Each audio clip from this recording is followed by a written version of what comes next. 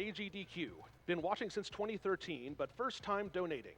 I just introduced my girlfriend to AGDQ, so we have been watching it for the last few days.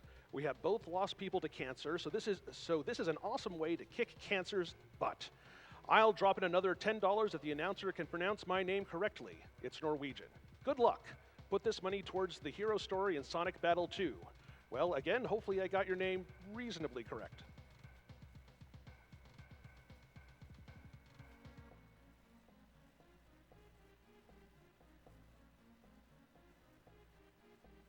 I'd like to also announce that we have a new bonus game coming up for Setup Block 3, which is going to be a Symphony of the Night run. It has a donation level of $15,000, so it's probably a good idea to start working towards it. To be specific, it's a all bosses run with Richter by Mecha Richter. Appropriate.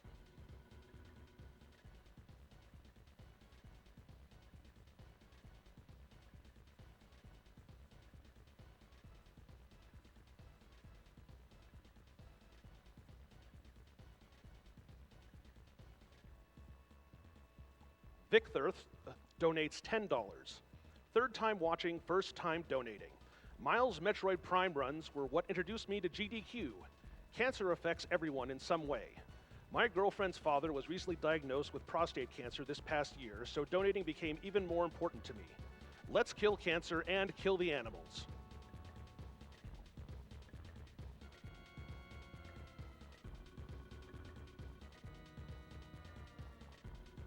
An anonymous donor donates $10. I had to donate during Miles' run because he's amazing. I recently graduated from college in my mid-30s with a degree in computer programming and just got hired for a job that I'm extremely excited about. Believe it or not, Games Done Quick has been instrumental in inspiring me to learn as much about programming as possible so I can understand all of these amazing tricks and glitches. This money goes to Runner's Choice.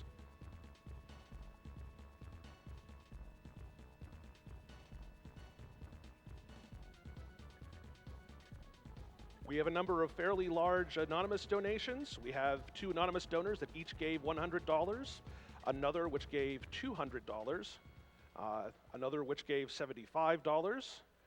Thank you all for your donations.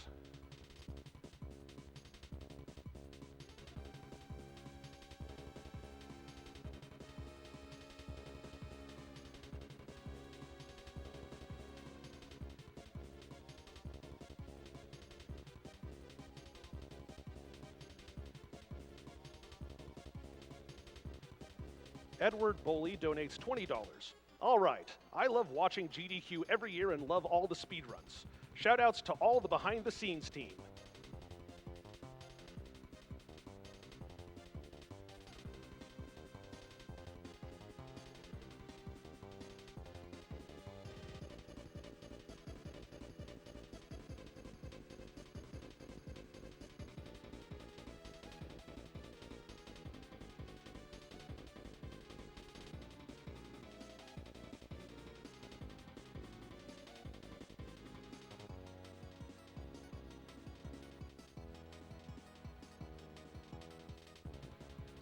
Nep donates $5.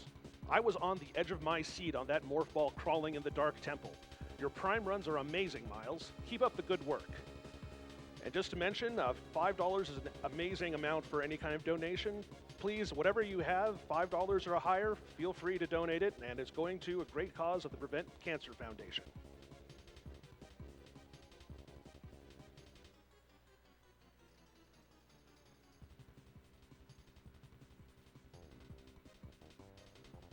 John Finch donates $100. Prime 2 was the first game and only game I went to a midnight release for. I love watching it get broken like this. Good luck to all the runners and kill the animals.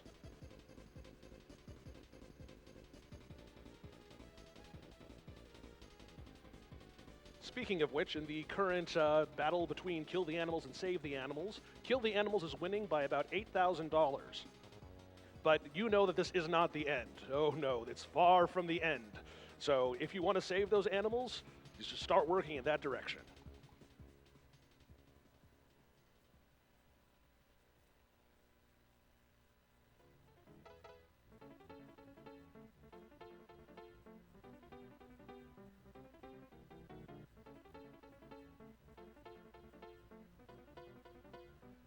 Pete Cardona donates $50. Loving the run, Miles. Your runs are must-watch as always. Keep it up.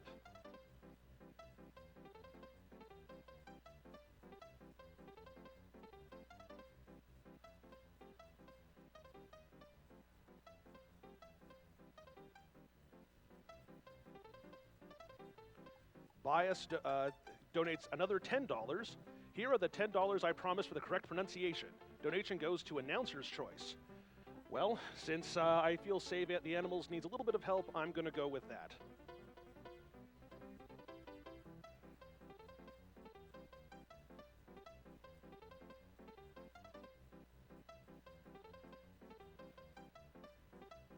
Sandre Benjamin Asen donates $20. I probably screwed that name up, but donating another $20, bringing my total to $100 this year. Mostly just to make the announcer go insane with all these Nordic names. Well, if you're going to be donating money, I'm happy to go as insane as you'd like me to be.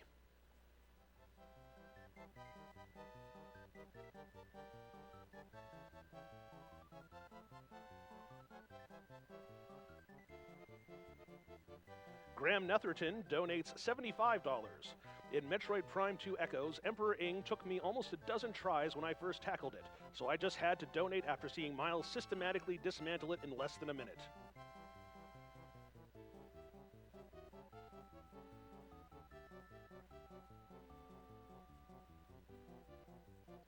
Abby Stabby donates $10. Hey Miles, I became a fan of yours after your Super Monkey Ball run a couple years ago and have been excited for your run since. Your attitude and laugh always make me and my brother smile. Keep up the great work and remember, we're all rooting for you. Kill cancer, save the animals.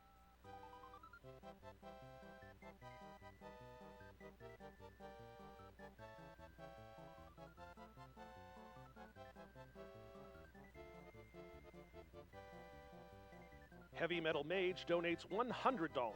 Another great AGDQ. Good luck to all the runners, and put this towards naming the Dark Souls 3 character after everyone's favorite slug, Finchy.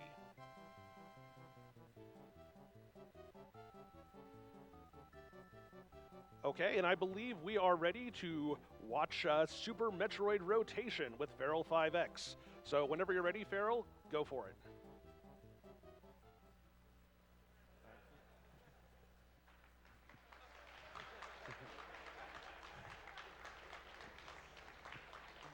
All right, you want to count down? One of you guys can count down. All right. 5, 4, 3, 2, 1, go. All right, if you've played Super Metroid before, you're probably very familiar with Super Metroid, but this Super Metroid is a little different. Welcome to Super Metroid Wall Jump Simulator. If you're bad at your wall jumps, well, this is the ROM hack for you. You're going to see Feral doing a lot of these wall jumps throughout pretty much the entire run. You'll see him doing some bomb jumps and everything. And we apologize ahead of time if you're watching this run and you start to get, a crick in your neck by turning it sideways the whole time. This run is really cool. The fact that the game is all rotated allows for some really some new and original strats that you'll see come out from Feral here, who has pretty much devised all of them himself. So you're going to see a lot of really great stuff. A lot of interesting optimizations that you don't see a whole lot of in the vanilla game, like. And also, elevators are a little. They're a little wonky. Yeah. But a lot of really cool optimizations, like opening doors, so you don't land on them, so you can just keep your vertical speed. There's a lot of falling in this game. As you saw earlier, the area that we normally call the climb, which is, well, you start by falling down it, but when you go back up, you just run up and down the climb. You're not even falling anymore. And it's amazing what it's a very simple concept that they've done to this game. It's very simple, rotating at 90 degrees. And it's amazing the differences in the game that you have because of that. And how many things are, once hard are now easy, but how many things that used to be really easy are now insanely hard. Yeah, and you'll notice there's quite a few alterations to to the game as well. There's certain blocks added, like you'll see at the top of this room. There are 2 floating blocks right below the door that are not normally there. So the hacker who made this hack for Super Metroid added some things like that. Also changed some blocks. You'll see later some crumble blocks have been turned into shot blocks and stuff like that. Just a little bit disappointed that he couldn't rotate series. That would have been Oh fun. my goodness. Am I disappointed though, really? Who is disappointed? And the enemies are subject to the same rotation as well, and well, we'll not leave any. We'll leave the surprises you'll see later.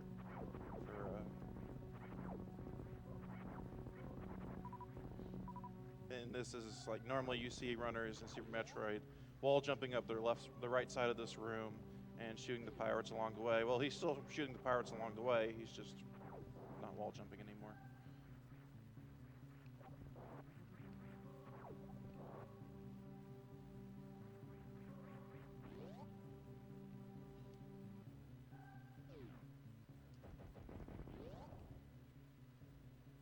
And so all the boss rooms and all but one of the mini boss rooms are also rotated, including the Chozo statue. So he's like on his back. Mm-hmm. Yep, and there's some other bosses that look pretty interesting. So be prepared for that. Yes.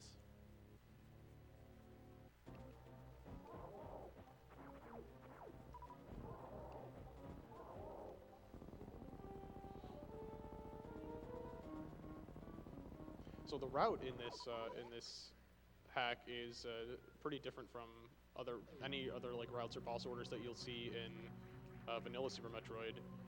Partly due to, like I was mentioning before, the terrain and the objects being moved around. There's some gates that are no longer in the game that allow you to get into certain areas earlier or at different points and whatnot. So the boss order is one that you don't really see at all in vanilla Super Metroid. So here comes the actual climb for this. Oh hack. yeah, this is like, and this looks so weird when you watch this. I like to call it the uphill tumble. I think somebody else. I think it was somebody else that described it like it looks like someone's just a little Roomba going up the hill there.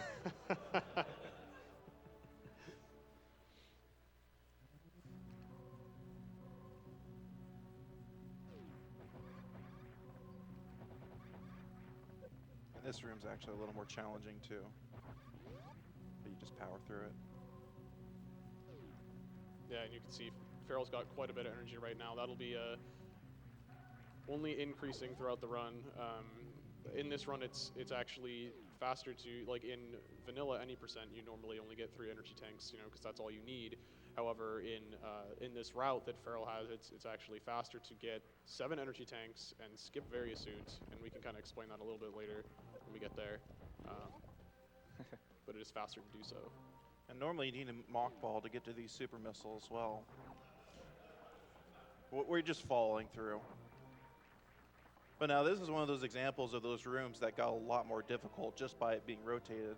Because when you're up here in the normal game, it's you just run through, kill the enemies. But now you've got to deal with, as you're wall jumping up there, if you get hit by an enemy, you just fall straight back down. You have to deal with that. Yep, and that block that Feral, that was touching the super missiles, he bombed it. Normally, like I mentioned before, that's a crumble block. But in order to make that room traversable, it was changed to a bomb block.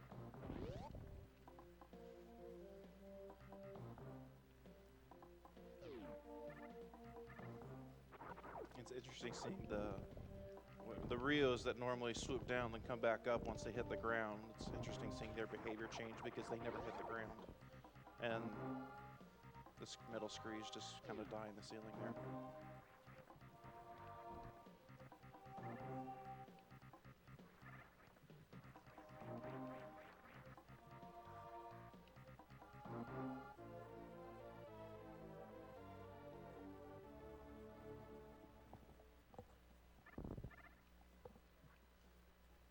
So you'll see him getting a lot of the same items in this run that you would see in a normal any percent run. Like Wild already said, that he'll be getting a lot more E-tanks than normal. There is one item, though, that you will not see Feral be picking up in this run, and that is, surprisingly, Speed Booster. It's this because of the way that the map is rotated. There's just not really anywhere that he really needs it, and it's not very useful at all to him. One of the best D-boosts in the whole game there. That is a great D-boost. Also, that Cack Attack, never saw it coming. So Red Tower, now known as the Red Alleyway.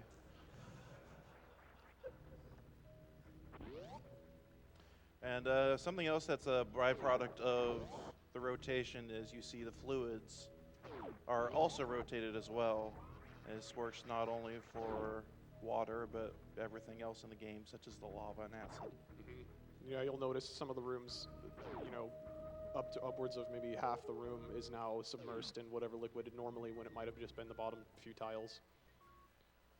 Yeah, he's also changed the physics for the water as well, so it's possible to do wall jumps.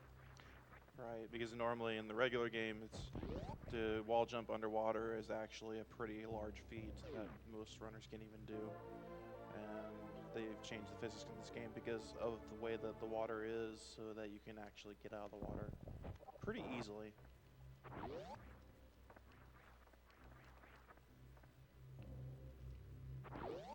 Now Feral is getting a pretty highly valued item in this run is the high jump boots. And this is one of those items that you take for granted in regular Super Metroid anyway, but in this thing, you take it even much more. It saves a lot of time, high jump. It's so amazing.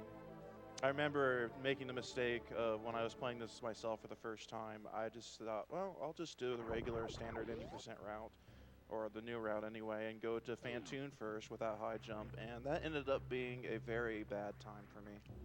And you'll see a lot of that later. I believe I did this exact same thing. Yeah. Ran into the same problem. Without high jump, trying to get through some of the wreck ship and then the outside criteria around Fantoon can be extremely difficult without high jump, especially the underwater segments. Yes. And so that's why you see Feral literally just coming down, going to Norfair just for high jump, because it saves that much time to get it. And you see a little bit of the effect of a gravity jump there. Nice D-boost.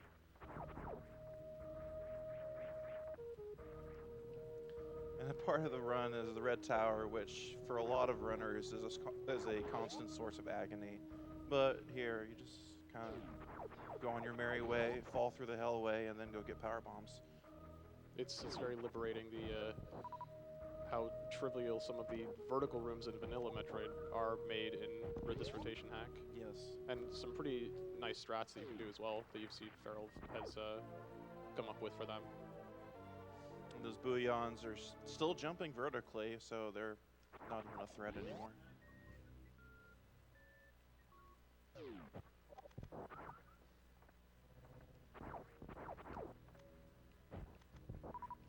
It's got one of my favourite strats coming up. Oh yes. It's had a little little name change though. It's not called what it's called in vanilla. No, it's not. If you watch specifically the older route runs where they go do Kraid first and then go through Norfair and pick up a speed booster and wave beam and all that, come back here and you head towards Fantoon. Normally we call this the Ocean Fly. Well, Now it's called Ocean Fall. yes. For good reasons.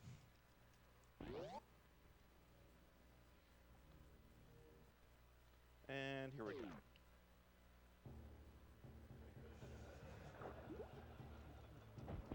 Nice ocean fall.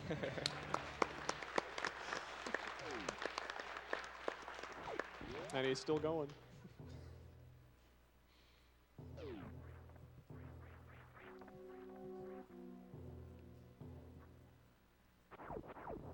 So the wreck ship is a little trickier because you gotta get some creative shot blocks going here. It's not too bad, but it's just takes a bit of finesse. You can use a power bomb there, but I'm saving them. It takes Fantoon's RNG out of it. And there's something that with the eye doors, Feral can actually clip through the eye door, just go straight into the room as the eye door is dying. Something you would never be able to do because eye doors normally aren't vertical. But because they're vertical, we can do a couple extra tricks. He knows the room is still rotated. We have a lot less horizontal room to move, but that's not really too much of an issue. Yeah, it makes it a little more difficult to get in as many missiles when you're trying to dop with Fantoon, but Feral still does a nice job here taking care of Fantoon. It's not too bad pattern so far. Yeah. There's a lot of luck that goes on with this boss on the speed of his patterns. Pretty average luck for Feral right there. Oh, one missile too slow. Yes, unfortunately, enraging Fantoon. When you hit him with the super missile before he dies, he enters this rage state, which just unfortunately takes a long time to pass. Yeah. I figure he's about 1 or 2 missiles away from dying, probably 1. And of course, he's going to waste our time somewhere. Classic Fantoon. Yep. There we go. There it Literally is. 1 Yeah. missile away. There he goes. Nice fight.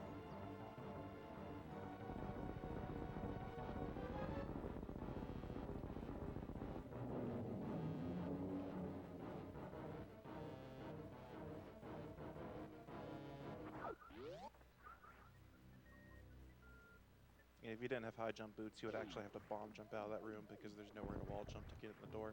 Yeah. Yeah, that's something we didn't mention. Not like the high jump really helps with the water physics and a couple of rooms coming up, but also there's a lot of bomb jumps that you need to do as well, as Strayvaris mentioned.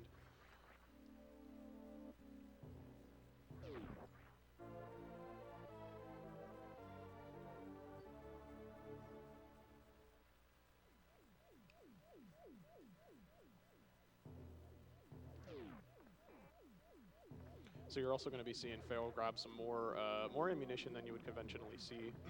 And this is for another one of the boss fights a little later on. Pardon me. Because you don't have any traditional means of killing, specifically Dragon. You're unable to... Wait for it. Yeah, we got some Mach 10 key hunters. But you don't have plasma or speed booster to kill Dragon, so Feral's picking up quite a bit of extra ammo here to mitigate that. And this is, in my opinion, turned into one of, if not the worst room in the game. It's a really nice strat there. That D-boost got him back onto a horizontal platform there, so he didn't have to fall down as far. And this is one of the areas that this is probably the reason why they changed the water physics, so that you can get out of there. There's a lot of wall jumping going on there if you don't have high jump. Yes, I remember being very painful there, trying to get out of there without high jump boots. And normally people will do a bowling spark here or just run across the spikes, but that's not even a concern anymore. Also, this bowling statue, it's been modified slightly. Let me just put it that way.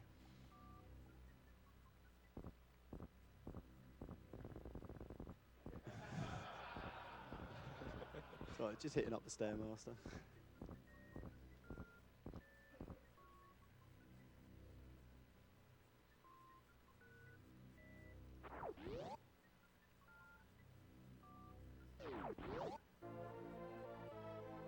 So something interesting you're going to see here after he grabs Gravity Suit. After you grab a suit, you're actually technically standing on ground for a couple of frames, and so you can actually spin jump off of there and get up through the door without falling back down.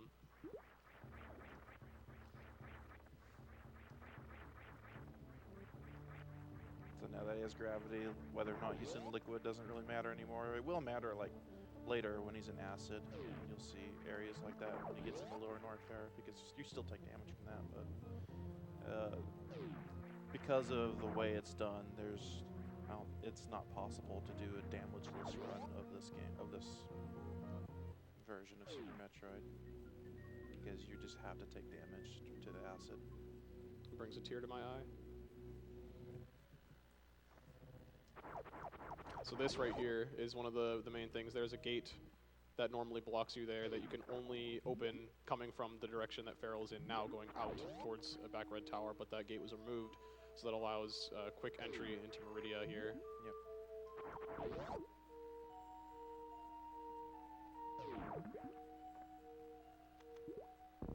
And so in Meridia, you're also going to notice there's quite a few blocks that have been changed as well, from like speed booster blocks and whatnot, changed to other things so that items are accessible.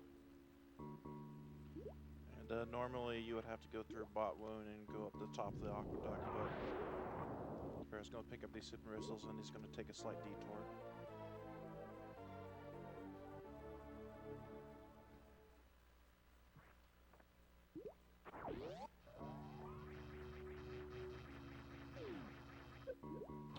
Before that, though, just going to get some Yes. fill up on his ammo. Its ammo, like I was saying, for Dragon, having as much ammo as you can for going into the Dragon fight is very helpful. Really But, nice farm there. Oh, where are you going, Feral? Oh man, let's just run right through this sand pit. And there's no Batoon. The Bot Wound skip, that's what we've been looking for. Who knew the easiest way to do it would be to rotate the game? Yeah. That's all you had to do. I tried it with my TV, but it just wasn't the same.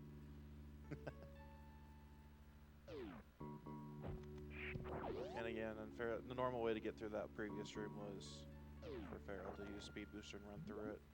And this is normally the part where you see people do the full halfie, as we call it, but now it's the full volley.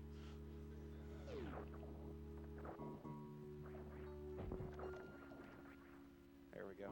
It's clipping through the Idora. And this Dragon fight is a little more inconvenient now. As you can see, you have not very much ground to stand on there.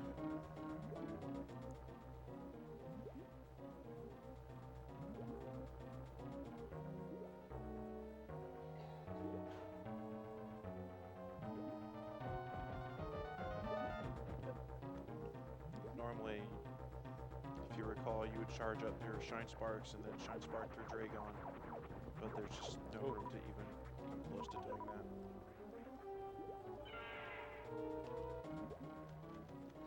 Yeah, so essentially the fight is just this. Waiting for Dragon to swoop on by, just hit her with as much ammo as you can, and wash, rinse, repeat. Yep.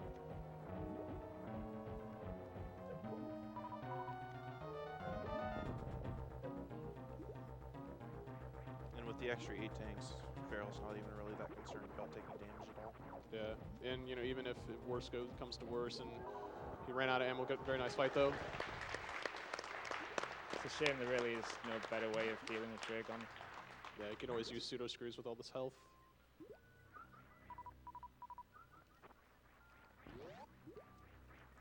So that's a hero shot, as we like to call it. You shoot the beam shot upwards and follow it up as you jump.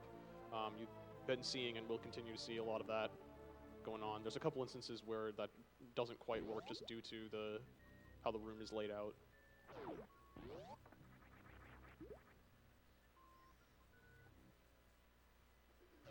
But again, that's just what makes this game so great, is all these little optimizations that can be made.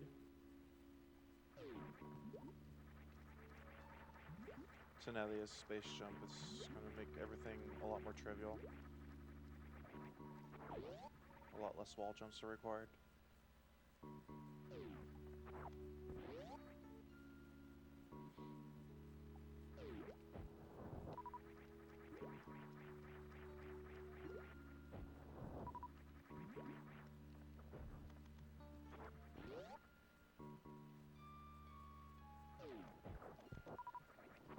As Feral's heading towards Plasma, I think we have time to read one donation. Okay, let's see. Daniel Collin donates $500. Thanks again for a great GDQ, and good luck feral5x on the SM rotation run. Also, let them burn. How are we doing on that, by the way, right now? Right now, Kill the Animals is ahead by about $8,700. All right, that's what I like to hear.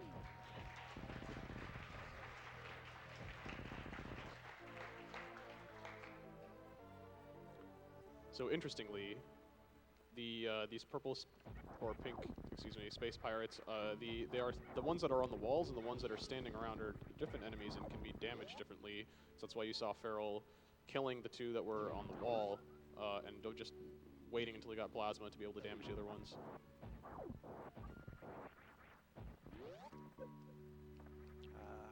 Pancake.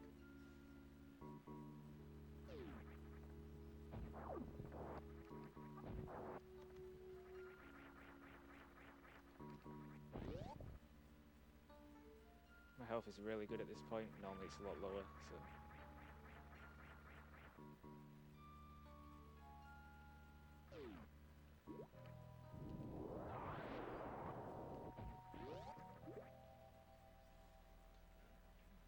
So now with 3 out of the 4 bosses out of the way, Feral's going to do a couple more. 2? Oh, that's Two. right. I keep forgetting about Crane, Yep, man. He's so interesting. forgettable. Yeah. Oh, you, Crane. you can't forget Crane in this. You're right. You can't. Even though I did. Some things you'll see Feral do a couple rooms ago with the Evirs, those little tan-looking mini Dragons. He went through a door and then immediately got hit through the door, but there was a reason for it. He fixed the door transition.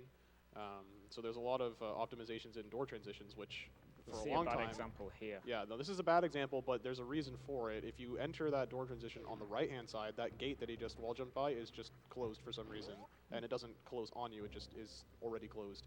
So, with the exception of that one, and maybe a few others, until recently, door transitions were kind of not even really considered as time savers. But now it's always finding optimizations with the game.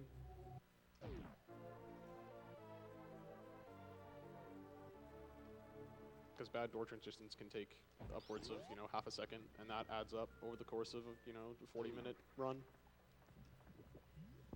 You see, this is just a little... There's nothing really that he can do to go faster there. He has got to do the small little bomb jumps. Unfortunately, unfortunate Spring Ball's not easily accessible. And you do need ice for Torian, which is why you have to go out of your way to get it. Not the fastest way, anyway. And the reason why he didn't grab it when he came in here the first time through Norfair is just because it is actually, it can slow you down in some instances. Enemies can take longer to kill because you have to shoot them twice with ice on and whatnot. And it also generates lag with those. When you see him shoot, you can see it has little tail particles that come off of it, which can, in some areas, can generate quite a bit of lag.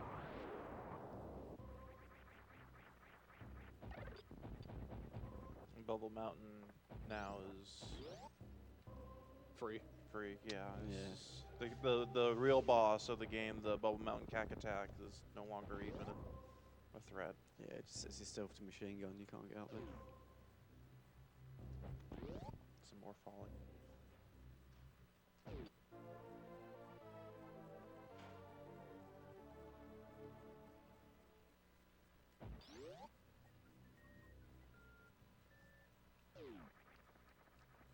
And again, that was another gate that was removed. Normally there's a blue gate there, but in lieu of the rotation, the gate's been removed. Yeah, and that one's not as crucial to have been removed as the one in Meridia was. Since that one you can still traverse either direction, whereas the one at Meridia is not. Now normally there's crumble blocks there, and again that's another instance of blocks being changed, so Feral is going into Lower Norfair from reverse by using the super missile to get through those blocks.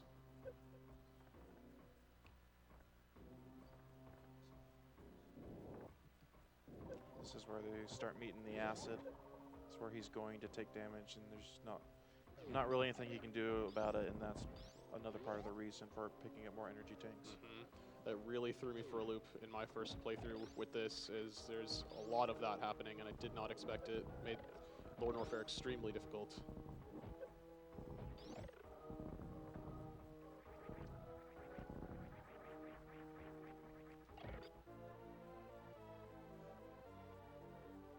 And now the spikes are just basically a wall decoration.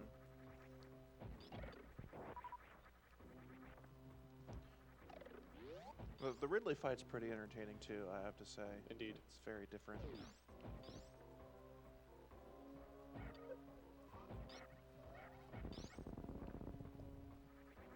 nice kills there.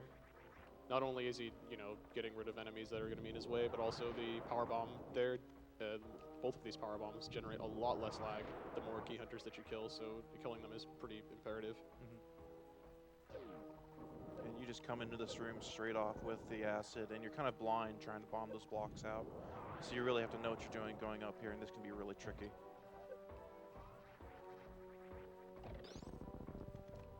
You have a nice platform. There's a lot of that really awesome optimizations there, using enemies and other things as platforms to prevent yourself from falling all the way back down a room. You're going to see more of that later on as well. And this is a really cool strat here.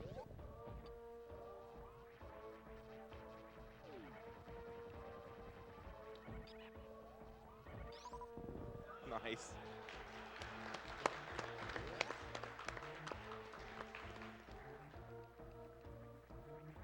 And this is one of those examples where, unfortunately, you have to fall all the way back down the room because you just can't. The hero shot, the beam travels too fast and despawns before you can get up there, and there's nothing you can freeze to stand on, so.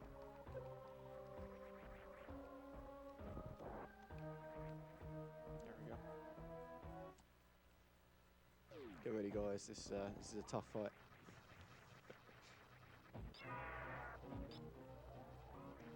Where to go?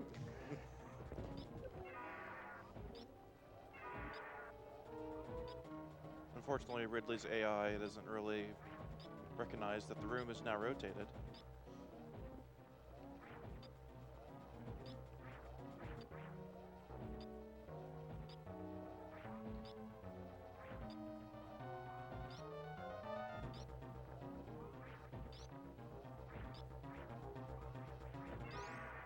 There we go.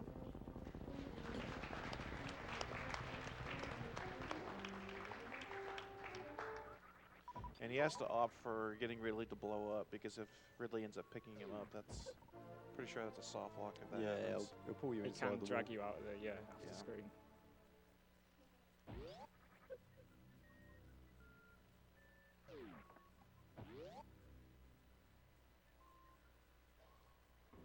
And thankfully, exiting this part of Lower North is a lot easier than getting in. Yeah, he's still going to take an awful lot of damage. Yeah, unavoidable. So you saw some hitbox strats there. With Plasma and enemies that don't die in one hit to Plasma or aren't frozen, if you shoot them right as you're running through them, you can actually walk right through their hitbox, as they will not deal damage to you until their invulnerability frames have run out. So you saw Feral do that twice there in that room to hitbox through those flying blue holds.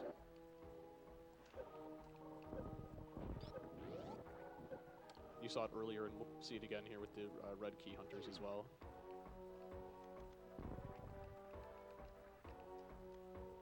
And again, this is kind of going up, wall jumping, morphing, playing a bomb, having to do that and just go back up and down a couple times to get through the room.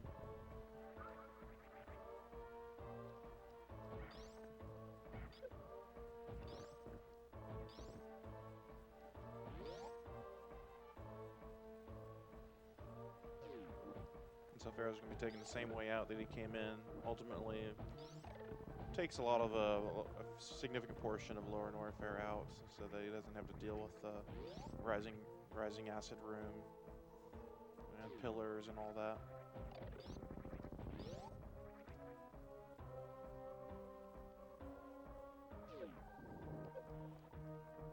And so now Pharaoh's going to go visit our We haven't favorite forgotten boss. about him.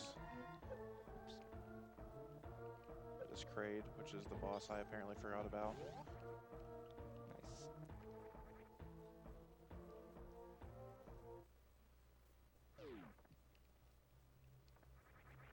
I believe Feral's got one more item to collect, one more energy tank, and that will put him at 7, which he needs for a glitch at Mother Brain called the stand-up glitch, and that's gonna can explain it a little more in depth once he gets there, but that allows him to skip all of or most of the final phase of the Mother Brain fight.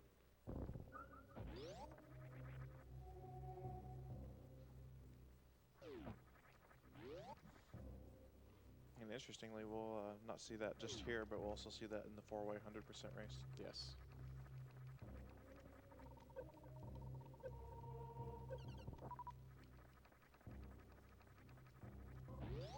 Yeah, if you missed it the first time, they modified that room because normally those are speed booster blocks, but since Feral doesn't have any way of actually using speed booster in that room, they've modified it so you can just fall or climb through it.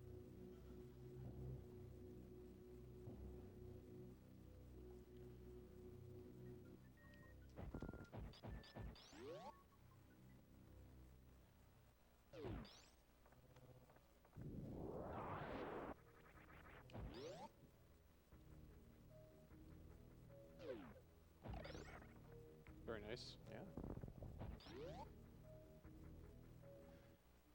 Now, something that's kind of annoying about this room is when he comes back, he's going to have to kill all the enemies again because the door going back still won't unlock until he kills everything. Don't worry, everybody. It's not broken. It's just part of the hack. Did you guys see something? No? Oh, okay. So Feral's intentionally taking damage here in the spikes. He's not just, you know, taking damage to take damage. When Samus is when she's taken damage and she's got invulnerability frames, when the game only has to draw Samus on every other frame. Yeah, when the game only has to draw Samus on every other frame, it can potentially reduce lag there. And yeah, skipping Varia, we don't need it. We're getting, or Feral doesn't need it. He's gonna have enough energy I tanks. need Varia. Okay. Yeah, he has to kill all these enemies. He can't just go up to the door because the door's still locked until everything's dead.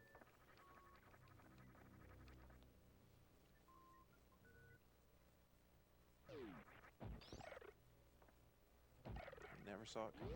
Again, a lot of great uses of frozen enemies as platforms.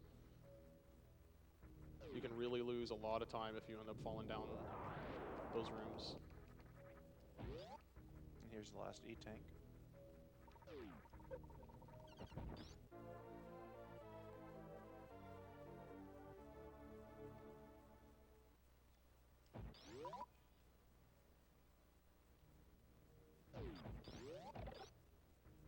Oh.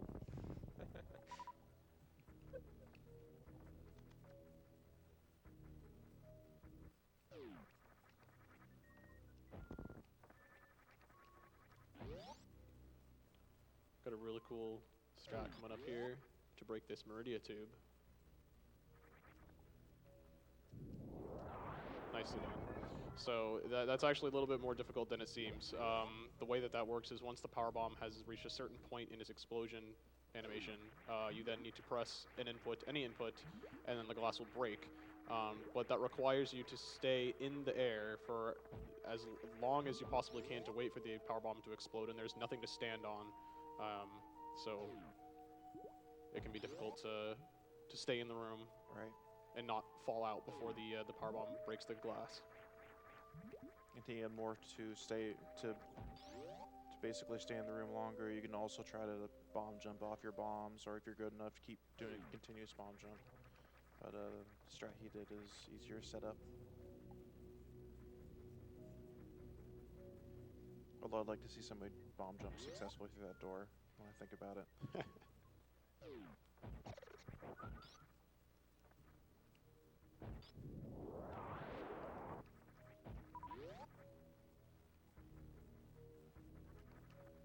So that power bomb there was to stop the key hunter from dive bombing at me and knocking me all the way down.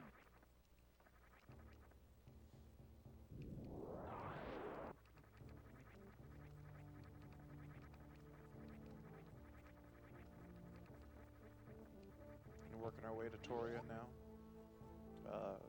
The statue room when we get there is a little different. What we affectionately call the Golden Four because it looks like 4 golden statues until you defeat the bosses. But it's a little different now because of the rotation.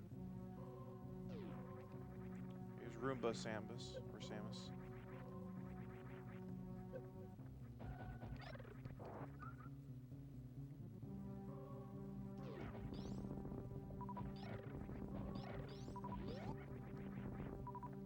Get ready for some of these Metroid room strats. A lot of these are really cool. They're so good.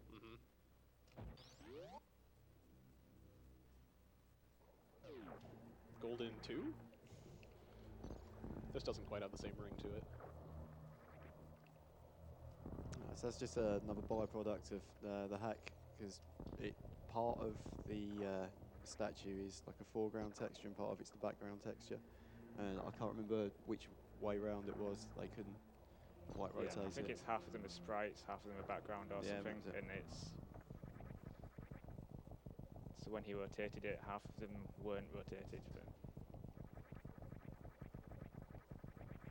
It's the same thing that happened with in Kraid's room. Kraid's body is part of the background and not, and the upper part of Kraid that you actually fight with are sprites.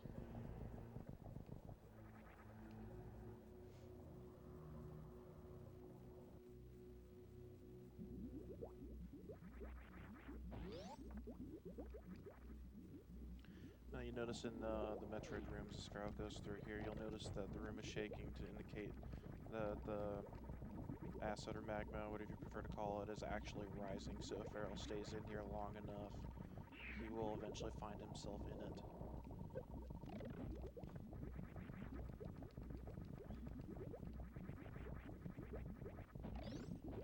Good, Very nicely done. strats. Yep.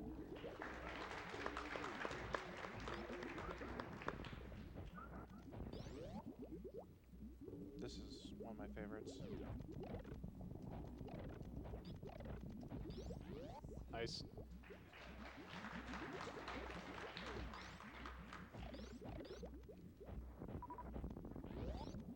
This room can be a little bit tricky. Right, coming up here. Yeah, these side hoppers are pain. Very well done. Nice. Those side hoppers block your shots, and so, you know, he wants to take damage and hopefully get that door open and then get through the side hopper while he's still got invulnerability frames. Unfortunately, there's no way you can skip the baby here. So you just want to take as much damage as you can and let it latch on. And of course, face right. unfortunately, it's not possible to skip the Metroid.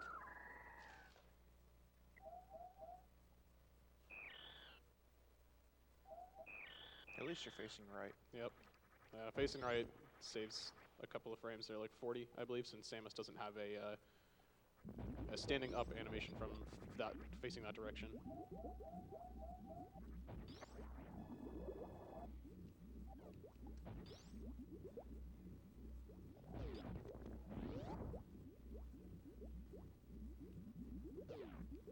See the last iDoor clip of the game?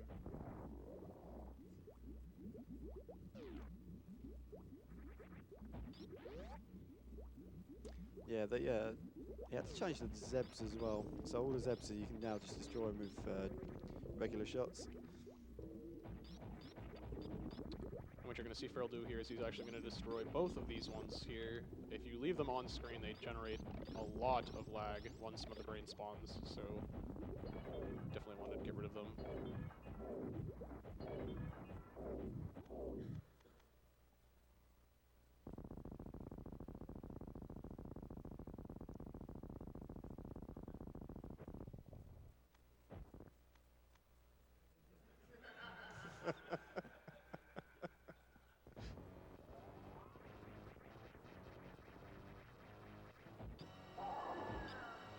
You're in a tighter space for this. Thankfully, it doesn't really change the fight much.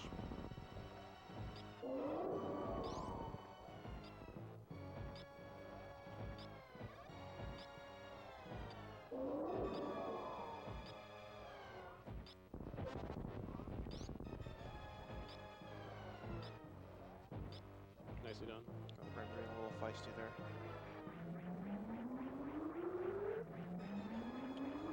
So here's where Feral's gonna start doing the stand-up glitch. So normally, after Mother Brain hits you, if you have a certain amount of health, you're locked down on the floor there. You can't stand up as Feral did, and she'll just take you down until you're under 100 energy. But what Feral did is he has his health at a specific point, such that he can stand up, and then this happens. Normally, the game is checked. If he was on the ground there, he would be locked down on the ground again, staring up, watching this cutscene take place. But what he's going to do is he's going to remain in the air until the Metroid detaches from Mother Brain, and because there's a second check if you're on the ground and it can lock you there again. But then he'll start doing damage towards the third phase. And it's actually as the point that the Metroid stops shaking, I believe, is when Yeah, Mother it's when- Brain. It's when there's the little puff of smoke. Yeah, there you go. Is when Mother Brain officially enters the third phase, and that's when any damage that Feral does will actually apply. Before any damage before then won't actually count towards anything. But he wants, optimally, he would want to get 40 charge shots in here, which is pretty tight to do so. And that would, Mother Brain would just die immediately upon the baby Metroid dying as well. You do need to be careful here. He's going to do probably 6, at the most 7 here, and then stop shooting, because if you're shooting while the game gives you hyper beam right there, where Samus's sprite kind of glitched out, you will indeterminately soft lock the game for anywhere from 5 minutes to multiple hours. So, but very nicely done, Feral.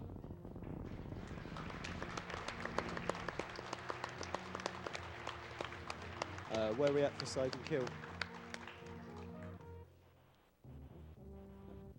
Nothing. Can we get a save kill update? So Kill the Animals is still ahead by, at this point, $9,700. All All right. right. Kill. Fry. So we are killing the animals. You still have a chance to donate, and if you want to save the animals, you still have plenty of a chance to donate between now and the 100% race. That's going to be on Saturday.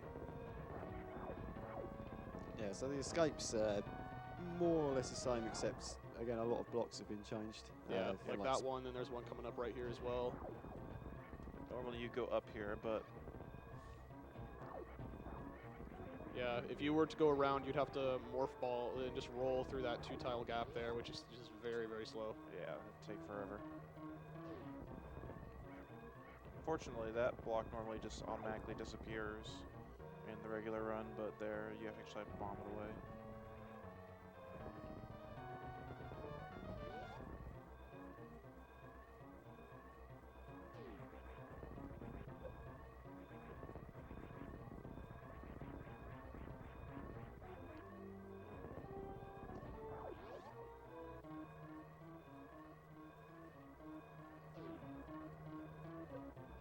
Fortunately, getting hit by Steam still can It's be a time. thing. In time. Very well done. Well done, Feral. Nice. Thank you.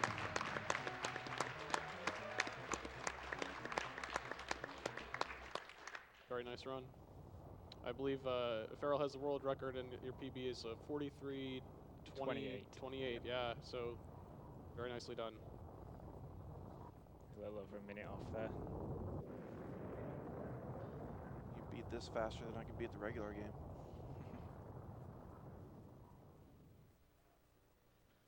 Who knows, eventually maybe you can get it down faster than the vanilla 80% record. Hopefully. Crazy. I'm going for a 42, so.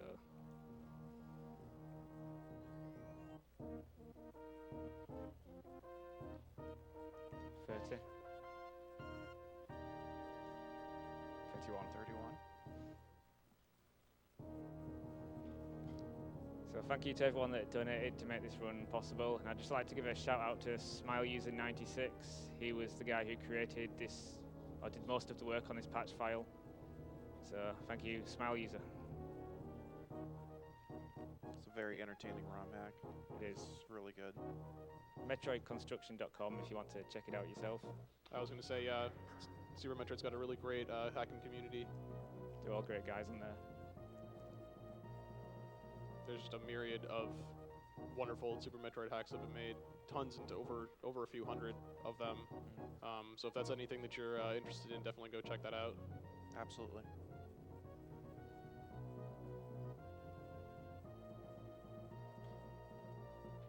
And again, as a reminder, we do have the 100% race for Super Metroid. If you haven't forgotten about that yet, that is taking place Saturday. It's going to be between this gentleman over here on the other side of the couch, Wild Anaconda, and also the return of Zosti, Behemoth, and Ivan. So make sure to stay tuned for that Should be a good one. Behemoth over this there Saturday. to my left. Oh, yeah, Behemoth. Yeah, Behemoth there.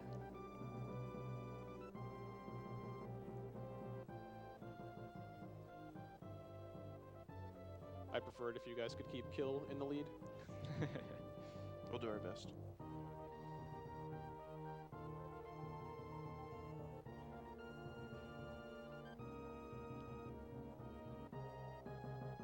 said. Save the frames, have some barbecue. It's 1560 frames, man. I don't want to waste That many? Yeah, How optimal is that? Like, pretty unoptimal. pretty unoptimal. Yeah. That's because we don't practice saving the animals. Oh yeah.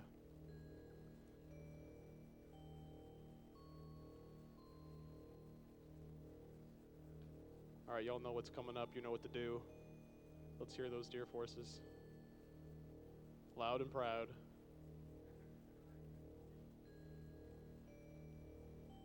Rest in peace, Gumpy.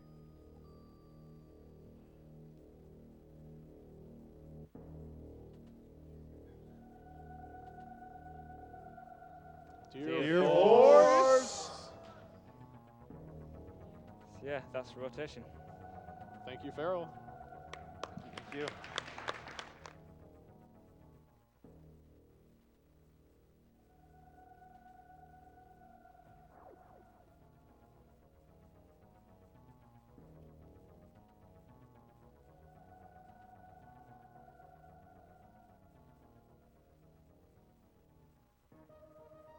And thank you very much, feral5x, for that awesome run of Super Metroid Rotation. I want to announce that we have a new donation incentive.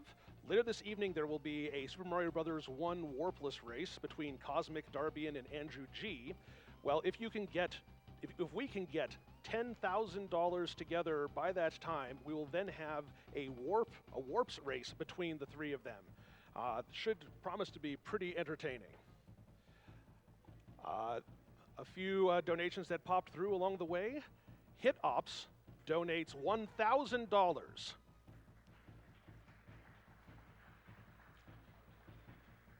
Oncologist here, down with cancer. SNES generally, and Super Metroid specifically, is one of my best childhood memories. Many wasted hours neglecting homework. Loving the event. Nerds unite! Runner's choice. Dawning Arc donates $50. Whoa, wait, what? I donated for rotation, but I wasn't expecting this. The ingenuity of ROM hackers and the ability of speedrunners never ceases to amaze me. Money goes 50-50 to Undertale genocide and to kill the animals, because one way or another, we're murdering an entire ecosystem this week. Hey, it's for charity.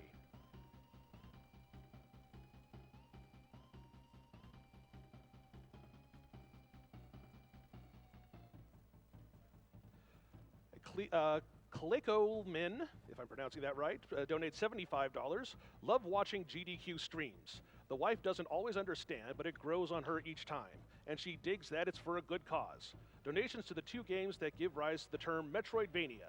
Save the animals, and let's see a Soten run.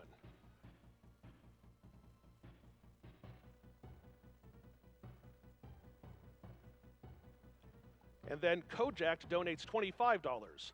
Feral, I'll donate an extra $25 if you kill Dragon on screen. I believe he did, so there you go.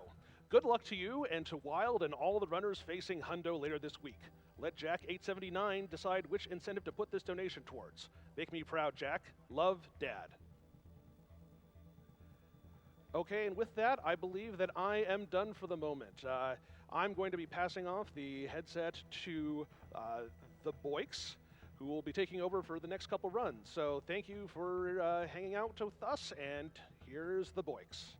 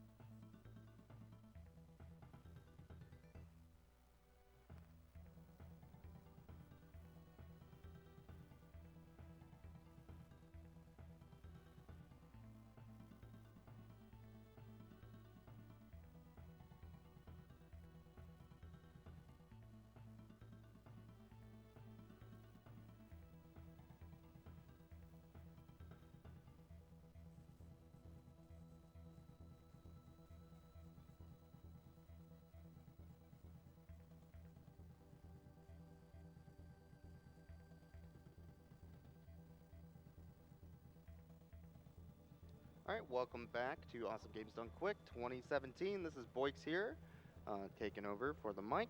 We have a couple donations I'm going to read through real quick.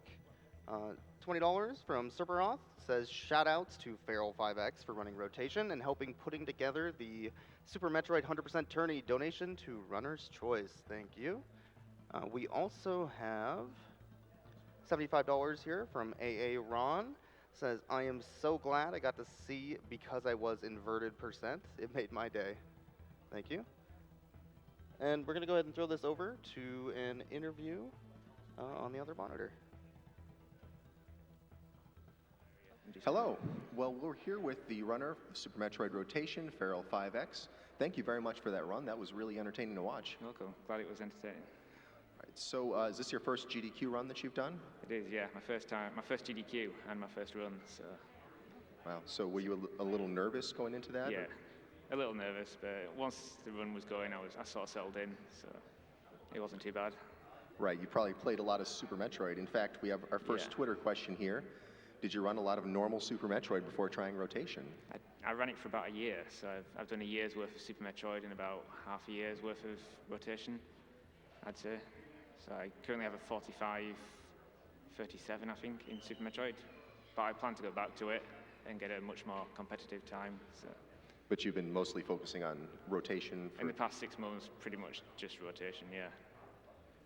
So this is a question that a lot of people were asking. But what specifically about Rotation made you want to run it? Like, what is it that appealed to you? That's a good question. I played it, the first time playing it was in a race with about 4 or 5 other Super Metroid speedrunners, and it was pretty fun, and it was, the viewers on the stream enjoyed it too because it was familiar. And it's also, you can do different boss orders in it, and so it's Super Metroid mechanics, but it completely different. You can take different routes, get different items, and so to me, that just felt fun. And right, you had some familiarity, but still something but still new. something different, yeah. Cool. Well, next question we have here. Where did you find out about the hack, and what was it like routing this game? I found out the hack from Wild Anaconda and Fooster, who posted it in Discord. I assumed they were on the forum and they found it, and then they posted it and said, hey, you've got to check out this hack. So a bunch of us raced it, like I said. And what was it like to route it? I came up with so many different routes for it. Probably about 4 different boss orders until I settled on that one, and I still don't think that one is optimal. So when I go back to it, I'm going to try for a 42. I'm going to skip about 3 E-tanks, and I'm going to look at doing Suitless Dragon, which you could possibly skip gravity because of the water physics. So there's still more to look into. There's a lot more routing still to be done with it. Are you the only person working on routing it, or are there other people who have contributed to that? Earlier on, there was a lot of people that contributed, and I had input from other Super Metroid speedrunners, just in general, pointing out, hey, you should try this and see if it works. But earlier on, when we were fighting for mid-50s, myself and Leodox used to trade times, and he was a good runner. He quit to speedrun other things and play other games, so it's just me now. But hopefully, this run will draw interest, and a couple of other people will try it, maybe. Right, there seemed to be a lot of interest just based on what I saw in chat and people posting things on Twitter. A lot of people were really fascinated by this. In fact, this is probably the most number of Twitter questions I've seen for one of these interviews so far. People really had a lot to ask you about. Cool. They did. A question I saw a lot on Twitter, and a question I actually have myself as an old Super Metroid runner is, how hard is it to adapt to a ROM hack like this? Because I'm just thinking of all these rooms how would you do this now that it's vertical? Well, originally to start with, I just did the same boss order that the original Super Metroid did, the old route. So it's Kraid, Phantoon, Dragon, Ridley. And you just sort of made it up. You knew roughly what the room would look like. You just imagined it. So when you were going through, you knew which direction to go. And then as the times got competitive, we started to look at, myself and Leodox, started to look at strats and, maybe we could skip out these items. And then it just kept going like that. And then, yeah, it turned out to be pretty fun. Right, definitely. Like you mentioned during the run, just the lack of speed booster is something I never thought I'd see in a Super Metroid run. Yeah, and it's disappointing that Dragon, there's no good way to defeat him. You've just got to plow ammo into him and hope for the best, hope for good RNG.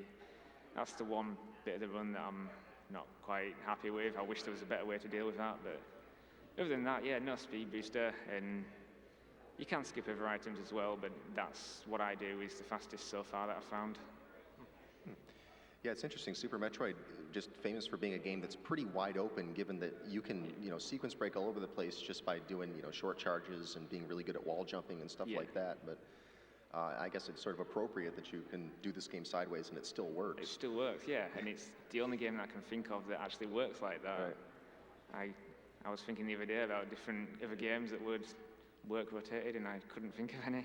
Yeah, a lot of people are asking about that. Like, can you rotate other games? Do you want to play other rotated games? I mean, what game do you want to see rotated?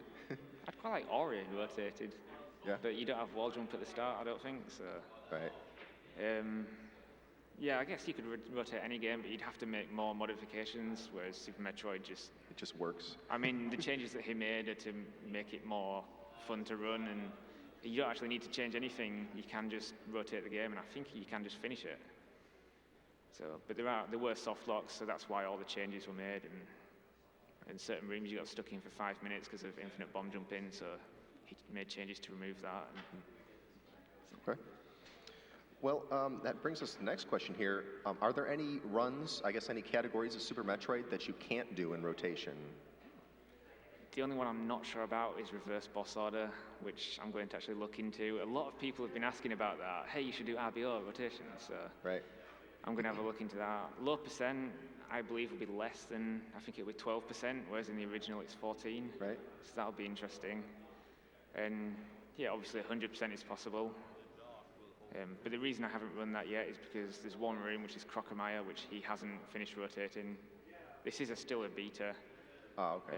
So Crocomire will be released in the next hack, the next update. And yeah, that's complicated. There's a lot of scripted parts to that whole thing. I can see why that one doesn't just automatically work. And the thing I think you struggled with is, in Kraid's lair, you saw his body before the rest of because his body is background layer, and it's the same with Crocomire. So when you rotate Crocomire, his body goes up and down when you're moving, and it just looks weird. So I think that's the biggest challenge he had with. That's why it isn't rotated yet. Well, speaking of bosses, our next question here, I think it's reverse, but what's your least favorite boss fight? Dragon. Dragon. It has to be, because there's no good way to defeat him. And I messed up Fantoon. I was one missile short in the run there, so that wasted a good few seconds, but Fantoon's not normally an issue. It's like New Route Any %, which I run in the standard version, but you have an extra E-tank, I think. Maybe 2 extra, so it's not really a challenge. But yeah, Dragon is awful. All right. Next question for you here. What do you prefer about running this version over the original? Anything you like better about this? I guess it's just different. So, if you log on to Super Metroid on Twitch, everyone's running the same version, and there's me doing rotation, right. and it's good for people to have a different thing to watch as well. I enjoy running something different. I plan to go back to the original, but I'm going to split my time between this and the original. So, you think it's making you better at playing the original version, having done this so much? Definitely, wall jumps have improved. All right. There's a lot of wall jumps. Yeah. So, but yeah, I think my skill has increased a bit just because trying out different strats, and it's rather than just copying other players, I've had to think for myself and think like maybe this will save time, maybe that will. And, right. Yeah. Okay. Yeah, it definitely makes sense with the wall jumps. Yeah, there's a lot of wall jumping. And it's really easy to break out spin as well, and then you just fall down in that waste like 5-10 seconds just instantly just from breaking out spin. All right, well, next question we have for you here, is there also a version of this game that's rotated 90 degrees the other direction, or would there be any real problem with doing that? Would that make it impossible? There isn't, but he could make it, because originally he started rotating it manually, and he just rotated the graphics, and then he got a tool to do it. So he could do it the other way, I'm sure, and just rotate the tool, 3 times. And you could have upside down if you want, but okay. I'm not sure how well that would work. Was there any particular reason why this direction was chosen versus the other, or what? I mean, is it just arbitrary? Yeah, I'd have to ask him that. I actually don't honestly know. I've never thought to ask that. That's interesting.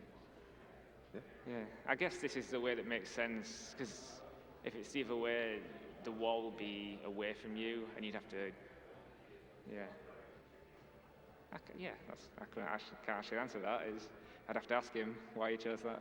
Well, maybe we'll see you back here again for a run of Super Metroid rotated the other direction sometime. Yeah, that'd be fun. Cool. All right, well, thanks very much for talking with us. Thank you. And congrats on that run. That Thanks. was really entertaining to watch. Yeah, hopefully viewers find it entertaining as well at home. So. And we have Sent with us here, and he, as usual, is going to talk about some of the great prizes that you can win if you donate. I sure am, Fiesel. Thanks for having me here. But before I can actually get started with that, I need to upgrade my chair. All right, chair upgrade.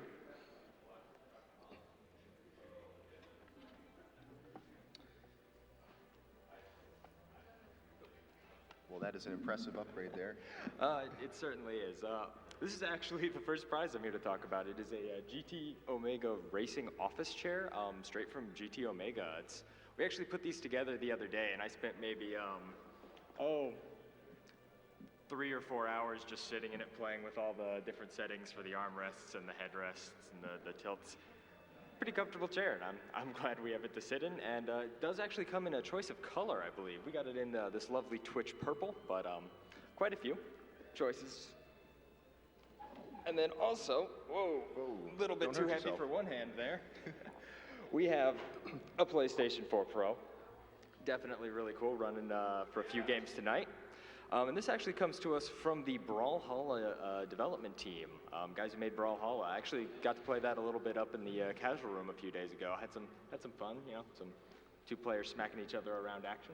Good times, and I think I'm blocking Fiesel with it, so I'm gonna slowly slide it out of the way now. So yeah, not a whole lot going on in terms of prizes for the next few hours, but I think they're pretty cool with what we have, you know?